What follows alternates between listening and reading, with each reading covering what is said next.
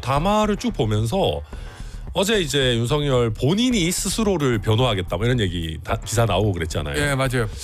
저는 그거 보면서 변론 전략이 혹시 심신상실인가 그런 생각을 했어요. 심신상실 주장을 하려는 건가라는 생각이 들었고요. 그래서 너무 현실과 동떨어져 있으니까 그렇고, 두 번째로 대통령에 대해서 신체 검사 같은 것들을 정기적으로 하는 걸로 알고 있는데 그때 정신감정도 꾸준히 해야 될 것 같다. 계엄 선포 직후인 지난 3일 밤 10시 반, 계엄군은 곧장 선관위 2층 서버실로 직행해 사전투표 관련 서버를 촬영해 갔습니다.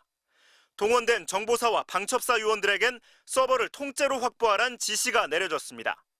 선관위 서버를 복사하고 통째로 들고 나오고, 이 지시는 누가 내린 것입니까? 지금 여인영 사령관께서 저에게 구두 지시하셨습니다. 윤 대통령은 군의 선관위 침탈은 자신의 지시에 따른 것이라고 실토했습니다. 북한의 해킹에 노출된 선관위가 시스템 점검을 거부해 그런 지시를 했다고 말한 겁니다. 상황은 심각했습니다. 국정원 직원이 해커로서 해킹을 시도하자 얼마든지 데이터 조작이 가능하였고, 방화벽도 사실상 없는 것이나 마찬가지였습니다. 국정원이 해킹했더니 곧바로 뚫리더라는 대통령의 이 담화, 거짓말입니다. 선관위는 당시 상황과 관련해 시스템 침투에 실패한 국정원이 이러면 점검이 안 된다고 해 차단을 일시 풀어줬던 것이라고 이미 여러 차례 밝힌 바 있습니다. 일부 극우 세력의 가짜뉴스를 대통령이 그대로 전달한 겁니다. 윤 대통령은 국방장관에게 전산 시스템을 점검하도록 지시했다는 말로 선관위 침탈이 내란의 주 목적임도 자백했습니다.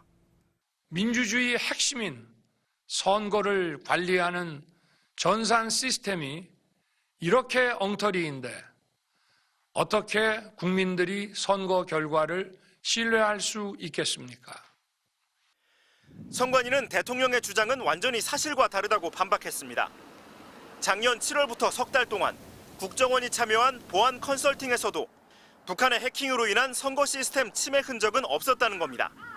만에 하나 선거 시스템에 대한 해킹 가능성이 있다 해도 결과 조작은 불가능하다고 선관위는 강조했습니다.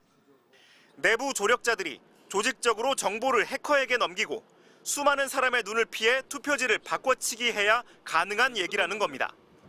아울러 실물 투표지를 통해 언제든지 개표 결과를 검증할 수도 있다고 강조했습니다. 선관위는 그동안 수차례 제기됐던 부정선거 주장은 사법기관의 판결을 통해 모두 근거가 없다는 것이 밝혀졌다며, 부정선거에 대한 의혹 제기는 윤 대통령 자신이 당선된 선거관리 시스템에 대한 자기 부정과 다름없는 것이라고 비판했습니다. MBC 뉴스 김세로입니다. 윤석열 대통령은 국회에 군을 투입한 것, 안전사고를 대비한 거라고 말했습니다. 그래서 300명 미만의 소규모 병력을 무장도 하지 않은 채 보냈다고 주장했습니다. 계엄 선포 방송을 본 국회 관계자와 시민들이 대거 몰릴 것을 대비하여 질서 유지를 하기 위한 것이지 국회를 해산시키거나 기능을 마비시키려는 것이 아님은 자명합니다. 거짓말입니다. 계엄 선포와 동시에 국회에는 특전사에서만 707 특임대와 1공수 병력 474명이 투입됐습니다. 수방사에서도 211명이 동원됐습니다. 헬기와 장갑차로 긴급 투입된 인력만 이 정도로 윤 대통령이 말한 병력의 2배가 넘습니다. 지방에 주둔 중이던 7공수와 13공수에겐 다음 날 출동 준비 지시가 내려져 있었습니다. 계엄군은 미군 특수부대가 사용하는 돌격소총, 출입문 파괴용 산탄총, 진입로 확보를 위한 폭탄 등으로 중무장했습니다. 개인별로 실탄을 나눠주진 않았지만 언제든 가능하게 실탄통을 챙겨왔습니다.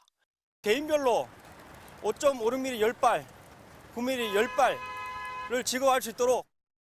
이들에게 내려진 임무는 안전사고 방지가 아니라 국회 본청에 들어가 계엄 해제 요구안 통과를 막는 것이었습니다. 산탄총으로 쏘고 들어오고 폭탄으로 파괴하고 유혈사태가 일어나기 직전, 그러나 그 유혈사태 지시를 윤석열이 한 것입니다. 방첩사 요원 49명과 국방부 조사본부 요원 10명도 정치인 체포 임무를 받고 국회에 투입됐습니다.